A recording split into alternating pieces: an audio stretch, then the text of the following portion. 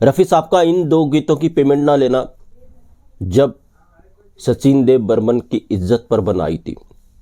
ऐसा कौन सा किस्सा था, कौन से ये दो गीत थे जिसकी पेमेंट रफ़ी साहब नहीं लेना चाहते थे और क्यों एसडी बर्मन की इज्जत पर बन आई थी, इस बात को लेकर कि रफ़ी साहब इन दो गीतों की पेमेंट नहीं लेंगे। आज इन पर बात करेंगे। इन दो गीतों के बारे में भी बताऊंगा, कौन से ये दो गीत थे, किस फिल्म के थे और क्यों एसडी बर्मन साहब की इज्जत पर बनाई थी। इन सब पर आज बात करेंगे। दोस्तों, चैनल पर नए तो चैनल को सब्सक्राइब कर लीजिएगा, बेल आइकन भी प्रेस कर लीजिएगा ताकि नोटिफिकेशन आप तक पहुंचती रहे। नमस्कार, मैं महेश कोहली बॉलीवुड संगीत के सफर से। दोस्तों, एसडी बर्मन और रफ़ी साहब दोनों का कोलैबोरेशन भी बहुत अच्छा रहा है। जितने क्लासिक सॉन्ग हैं एसडी बर्मन साहब के, वो उन्होंने रफ़ी साहब से गवाए।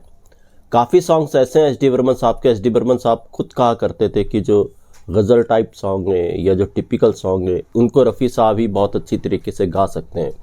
तो एसडी बर्मन साहब के ऐसे ही दो गीत थे जिनके बारे में एक किस्सा है, जो वो रफ़ी साहब से गवा रहे थे। रफ़ी साहब को उनके लिए बुलाया गया था।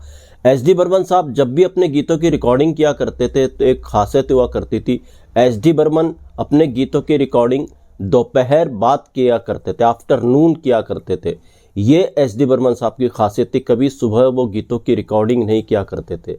एसडी बर्मन साहब ने जब ये दो गीत बनाए, इन गीतों की एक और खासियत थी, युगल ये गीत थे दोस्तों। लता जी ने रफ़ी साहब के साथ इन गीतों को गाना था। तो एसडी बर्मन साहब ने जब ये दो गीत बनाए, उनको बड़े अच्छे लगे और उनको लगा इन गीतों की रिकॉर्डिंग भी दमदार तरीके से होनी चाहिए। तो एसडी बर्मन साहब ने इन गीतों के लिए जो रिकॉर्डिंग स्टूडियो बुक किया वो था महबूब स्टूडियो। ये बात होगी दोस्तों लगभग 71 की, ये बात होगी 71 में इन गीतों की रिकॉर्डिंग एसडी बर्मन कर रहे थे। और ये जो दो गीत थे दोनों अलग अलग फिल्म के थे। जी हाँ, एक गीत था फिल्म अभिमान का और ये गीत था तेरी बिंदिया रे, तेरी बिंदिया रे, और दूसरा गीत था अनुराग का तेरे नैनों के मैं दीप जलाऊंगा। तेरे नैनों के मैं दीप जलाऊंगा, जो लता जी को रफ़ी साहब के साथ गाने थे। इन दो गीतों की रिकॉर्डिंग एसडी बर्मन साहब ने करनी थी, तो एसडी बर्मन साहब ने बड़े खूबसूरत इन गीतों को बनाया था। एक गीत मजरू सुल्तानपुरी साहब ने लिखा था, एक गीत आनंद बख्शी साहब ने लिखा था। तो एसडी बर्मन साहब ने सोचा क्यों ना इन दो गीतों की रिकॉर्डिंग महबूब स्टूडियो में की जाए। तो जैसे मैंने कहा 71 की बात होगी, ये 71 लास्ट या 71 मिड 71 की बात होगी। कुछ इश्यूज के चलते उस दौर में महबूब स्टूडियो बंद चल रहा था। अब गीतों की रिकॉर्डिंग हो तो हो कैसे। महबूब स्टूडियो, जैसा कि आपको पता है, महबूब खान साहब ने महबूब स्टूडियो बनाया था और 70 में महबूब स्टूडियो के अंदर पहले फिल्मों की शूटिंग ही हुआ करती थी। 70 में एक पार्ट जुड़ा रिकॉर्डिंग का, महबूब स्टूडियो में रिकॉर्डिंग भी होना शुरू हुई थी। और महबूब स्टूडियो का जो रिकॉर्डिंग स्टूडियो था वो बड़ा हाईटेक हुआ करता था, इसीलिए एसडी बर्मन चाहते थे इन दो गीतों की रिकॉर्डिंग भी महबूब स्टूडियो में, महबूब रिकॉर्डिंग स्टूडियो में हो। तो कुछ इश्यूज के चलते वो रिकॉर्डिंग स्टूडियो बंद पड़ा था। तो फिर एसडी बर्मन साहब अब रिकॉर्डिंग करे तो करे कैसे इन दो गीतों की। किसी तरह फिर रिकॉर्डिस्ट से बात की गई और इस तरीके से इन दो गीतों के लिए महबूब रिकॉर्डिंग स्टूडियो को खोला गया।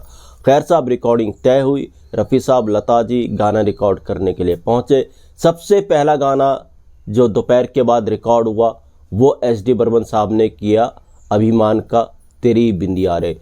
ये गाना बहुत अच्छे से रिकॉर्ड कर दिया था एसडी बर्मन साहब ने। उसके बाद फिर शाम को जो गाना रिकॉर्ड हुआ वो गीत रिकॉर्ड हुआ अनुराग का। एक ही दिन में ये दो गीत रिकॉर्ड हुए थे और वो गीत था तेरे नैनों के मैं दीप जलाऊंगा। दोनों गीत बड़े खूबसूरती से रिकॉर्ड किए एसडी बर्मन साहब ने रफ़ी साहब और लता जी के साथ। अब जब गाने दोनों रिकॉर्ड हो गए, दोपहर में तेरी बिंदिया रे, शाम को अनुराग का गीत तेरे नैनों के मैं दीप जलाऊंगा, दोनों गीत रिकॉर्ड हो गए। जब पेमेंट देने की बारी आई तो पेमेंट को लेकर के कुछ मसला हो गया प्रोडक्शन की तरफ से, पेमेंट आई नहीं। अब वहाँ पर एसडी बर्मन साहब बड़े शर्मिंदा हुए। सब म्यूजिशियन वहाँ पर बैठे हुए थे, रफ़ी साहब भी वहाँ पर बैठे हुए थे। रफ़ी साहब को जब इस बात का पता चला कि यार पेमेंट आई नहीं है दादा की, तो रफ़ी साहब गए एसडी बर्मन साहब के पास। रफ़ी साहब ने कहा, देखिए दादा, मैं आपसे पैसे नहीं लूँगा, ये दो नायाब गीत आपने मुझसे गंवाए हैं और ऐसे गीतों के लिए आपने मुझे बुलाया है, तो भला मैं इन गीतों की पेमेंट क्यों लूँ। रफ़ी साहब का यही अंदाज था, पैसों को कभी भी तवज्जो नहीं देते थे, रिश्तों को माना करते थे, काम पर ज़्यादा ध्यान दिया करते थे रफ़ी साहब। तो रफ़ी साहब ने अपनी वही दरिया दिली दिखाई कि मुझे पेमेंट नहीं चाहिए, ये पेमेंट रहने दीजिए, मैं ऐसे ही चला जाऊँगा। अब यहाँ पर एस डी बर्मन को बड़ा अजीब लगा, यार पेमेंट आ नहीं रही है और रफ़ी साहब ने 2 गीत मेरे कहने पर रिकॉर्ड कर दिए हैं।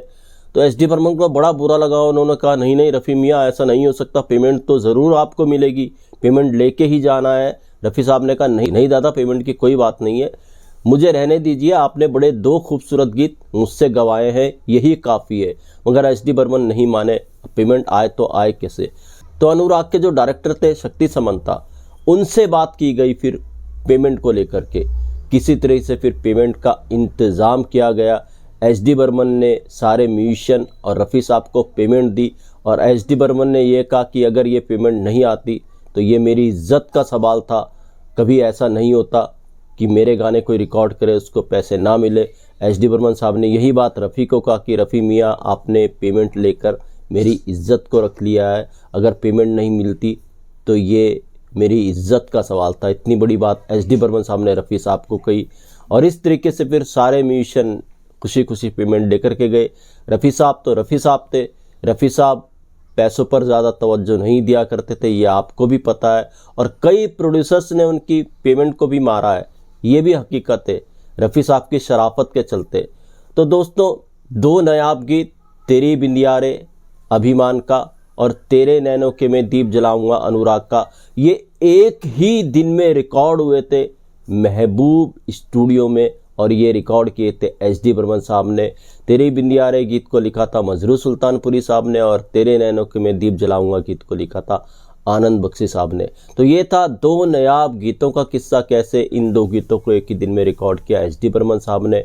ऐसे किस्से मैं आपके लिए लेकर के आता रहूँगा। महेश कोहली को दीजिएगा इजाज़त, good bye, good luck and take care.